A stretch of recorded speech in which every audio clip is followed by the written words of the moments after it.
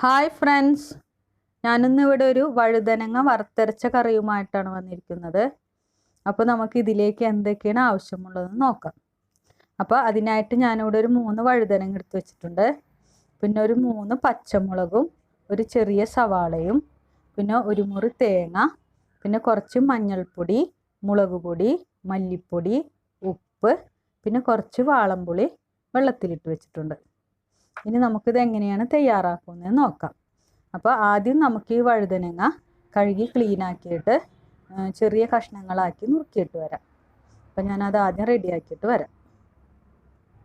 അപ്പോൾ നമ്മുടെ വഴുതനങ്ങ ഇവിടെ അരിഞ്ഞ് ക്ലീനാക്കി വെച്ചിട്ടുണ്ട്. ഇനി നമുക്ക് ഈ തേങ്ങ ഒന്ന് വറുത്തെടുക്കാം. അപ്പോൾ അതിനായിട്ട് ഞാനിവിടെ ഒരു മൺചട്ടി വെച്ചിട്ടുണ്ട്. അതിലേക്ക് നമുക്ക് നമ്മൾ എടുത്ത് വെച്ചിരുന്ന തേങ്ങ ഇട്ട് കൊടുക്കാം.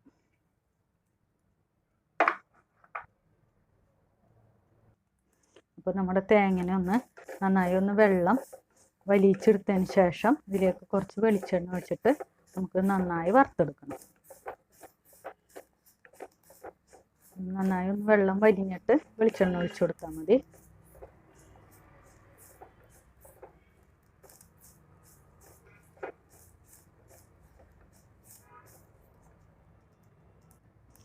വെള്ളം വലിഞ്ഞിട്ടുണ്ട്. ഇനി നമുക്ക് ഇതിലേക്ക് കുറച്ച് വെളിച്ചെണ്ണ ഒഴിച്ചു കൊടുത്ത് നമുക്കിതിന് നന്നായി വറുത്തെടുക്കാം.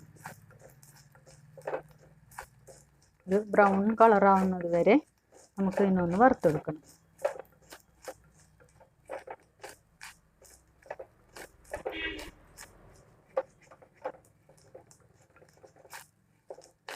മൺചട്ടി ആയതുകൊണ്ട് പെട്ടെന്ന് അടി പിടിക്കും. അപ്പം കൈ എടുക്കാതെ തന്നെ നമ്മൾ ഇളക്കിക്കൊണ്ടിരിക്കണം. തീ നന്നായി കുറച്ചിട്ടിട്ട് വറുത്താലും മതി. മൺചട്ടിക്ക് ചൂട് പിടിച്ച് കഴിഞ്ഞാൽ പിന്നെ തീ അധികം ഗ്യാസ് അധികം കൂടുതലിട്ട് കത്തിക്കണമെന്നില്ല.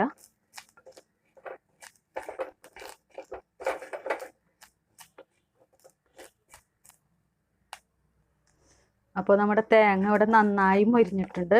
അപ്പോൾ ഗ്യാസ് ഓഫ് ചെയ്തിട്ടിട്ട് നമുക്ക് വേഗം ഇതിലേക്ക് കുറച്ച് മല്ലിപ്പൊടിയും മുളക് പൊടിയും മഞ്ഞൾപ്പൊടിയും ഇട്ട് കൊടുക്കാം. 2 ടീസ്പൂൺ മല്ലിപ്പൊടി മതി.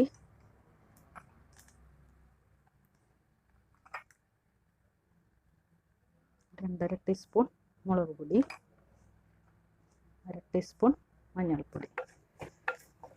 അപ്പോൾ ചട്ടിക്ക് ചൂടുള്ളത് കൊണ്ട് ഗ്യാസ് ഓഫ് ചെയ്തിട്ടാലും ഇതിൽ കിടന്ന് നന്നായി മുരിഞ്ഞ് കിട്ടും. നന്നായി മുരിഞ്ഞു.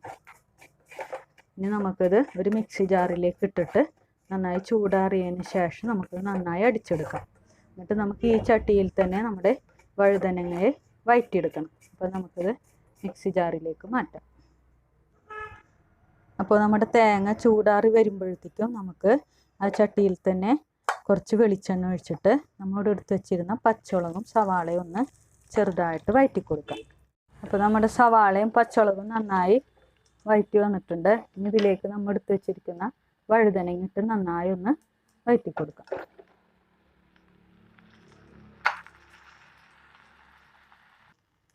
അപ്പോൾ നമ്മുടെ വഴുതനങ്ങ ഇവിടെ നന്നായിട്ട് വാടിയിട്ടുണ്ട്. ഇനി നമ്മോട് അരച്ച് വെച്ചിരുന്ന അരപ്പിട്ട് കൊടുക്കാം. അപ്പോൾ നമ്മുടെ അരപ്പിട്ട് കൊടുത്തിട്ട് അരപ്പിനെ ഒന്ന് നന്നായിട്ട് വഴറ്റിയെടുക്കണം. നന്നായിട്ട് വഴറ്റി വരുമ്പോൾ നമ്മളിവിടെ എടുത്ത് വെച്ചിരിക്കുന്ന പുളി വെള്ളത്തിലിട്ട് വെച്ചിട്ടുണ്ടല്ലോ, അത് പിഴിഞ്ഞ് ഇതിനകത്ത് ഒഴിച്ചു കൊടുക്കാം. നമ്മുടെ പുളിവെള്ളം ഇതിനകത്ത് ഒഴിച്ചു കൊടുക്കാം. പുളി നോക്കി പാകത്തിന് ഇട്ട് കൊടുത്താൽ മതി. ഒരുപാട് പുളിയൊന്നും ആവശ്യമില്ല. ഓരോരുത്തരുടെ ഇഷ്ടത്തിനനുസരിച്ചുള്ള പുളി ഇട്ട് കൊടുത്താൽ മതി. പുളി ഇട്ടിട്ട് നമുക്കൊന്ന് നന്നായി ഇളക്കി കൊടുക്കാം. എന്നിട്ട് ഇതിലേക്ക് നമ്മുടെ ആവശ്യത്തിനനുസരിച്ച് വെള്ളവും ഒഴിച്ച് നമുക്കത് അടച്ച് മൂടി നന്നായി വേവിക്കണം. അപ്പോൾ നമ്മുടെ പാകത്തിന് വെള്ളം ഒഴിച്ചു കൊടുക്കാം. ഈ വെള്ളം ഒന്ന് വറ്റി ചാറൊന്ന് നന്നായി വറ്റി വരുമ്പോൾ നമുക്ക് ഗ്യാസ് ഓഫ് ചെയ്തിട്ട് നമുക്ക് ഇന്നൊന്ന് താളിച്ച് കൊടുക്കാം. അപ്പോൾ നമ്മുടെ കറിയുടെ വെള്ളമൊക്കെ ഒഴിച്ച് തിളച്ച് വറ്റായി തുടങ്ങിയിട്ടുണ്ട്. നമുക്ക് ഉപ്പ് ഒന്ന് നോക്കിയിട്ട് പാകത്തിന് കുറച്ചും കൂടി ഉപ്പിട്ട് കൊടുക്കണം.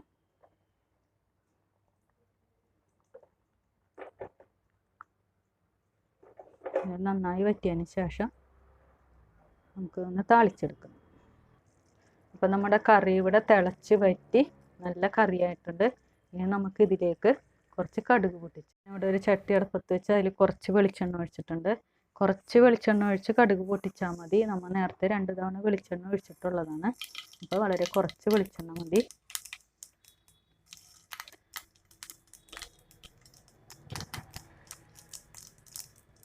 ഇതിലേക്ക് കുറച്ച് കറിവേപ്പിലയും വറ്റൽമുളകും ഇട്ട് നമുക്കത് കറിയിലേക്ക് ഒഴിച്ചു കൊടുക്കാം.